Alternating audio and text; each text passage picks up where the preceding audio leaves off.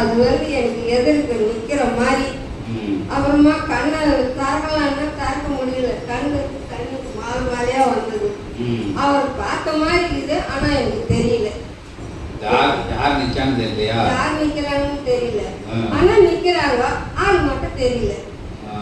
உருவம் தெரியுது, ஆனா அவங்க முகம் தெரியல. சரி சரி, யாருன்னு கேட்டு கண்ணீர் தாழ்வாரையா வந்ததா? இதுக்கு மேல என்ன சாட்சி வேணும்? எனக்கு என்ன சொல்ல தெரியும்? நான் அப்பன்னு தான் நினைச்சேன். அப்பன்னு தான் நினைச்சேன்.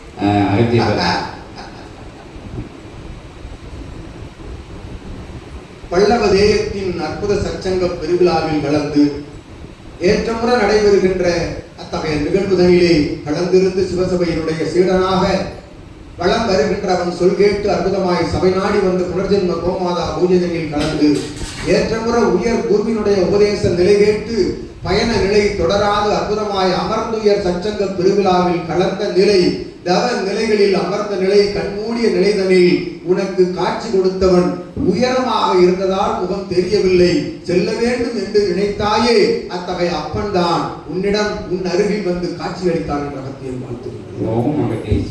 அவன்தான் நினைத்த பொழுது சபைதனில் எத்தகைய இஷ்ட தெய்வத்தை, தன் குல தெய்வத்தை நினைத்த பொழுது இங்கு அமர்ந்து கண் மூடுகின்ற பொழுது காட்சிகள் நிச்சயமாக கிட்டும் என்ற வணங்கி நிற்கின்ற பொழுது ஒன்றும் அறியாது உள்ளுக்குள் ஞானம் என்ற நிலையே அறியாது சித்தனை முழுவதுமாக வணங்கி நிற்கின்ற பொழுது உயர்ஞான உபதேச நிலைகள் எல்லாம் பெற்று பல்வேறு இதிகாச புராண ஆகம விதிகள் மூலமாக கற்றறிந்த ஞானியர்களுக்கெல்லாம் அகப்படாத அப்பனின் காட்சி எளிய சபையில், இனிய சபையில், அற்புதமாய் சித்தன் சபையில் தெரிய வருகின்ற நிலையைத்தான் பெற்றாய், காட்சிகள் கண்டாய் என்ற நீ சென்ற பலன் சென்றடைய வேண்டும் என்று நினைத்த அத்தகைய பலன் உன்னை வந்தடைந்தது அக்கணப்பொழுதில் என்ற அவத்தியம். முழு முதல் நிலையில் எத்தகைய ஆலயம் சென்ற பொழுதும் எங்கு பயணமிட்டு வந்த பொழுதும் அகத்திய நாமத்தை, சிவமகா வாழை சித்தன் நாமத்தை உரைத்துப்பார். உள்ளுக்குள் இருக்கும் கருவறையில் சித்தன் தெரிவான் என்ற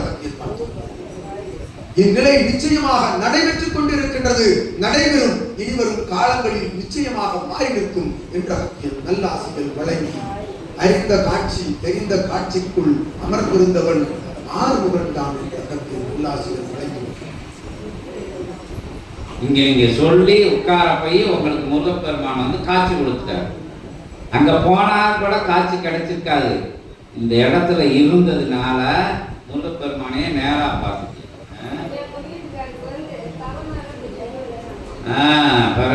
இதுக்கு மேல என்ன வேணும்? என் மேல் கூட கை வைத்ததில்லை மண்ட பிரம்மாண்டன். உன் தலையில் உன்னது கணவன் தலையில் கை வைத்திருக்கின்றான் எனில் எத்தகைய பாக்கியம் சபையிலிருந்து பெற்றிருக்கிறீர்கள் என்பதை ஊர்ஜித்துக் கொள்ளுங்கள் என்ற